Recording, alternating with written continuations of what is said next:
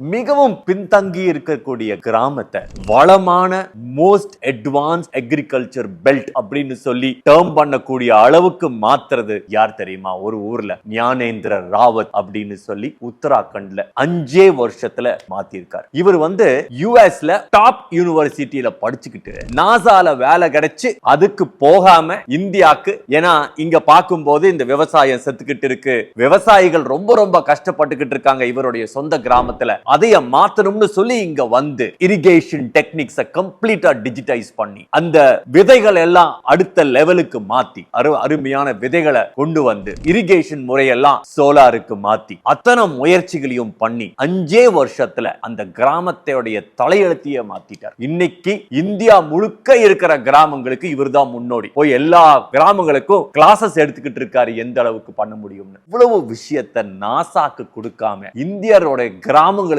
கொடுத்திருக்காருன்னா அதை விட பெரிய சக்சஸ் ஸ்டோரி என்னவா இருக்க முடியும்னு நினைக்கிறேன்.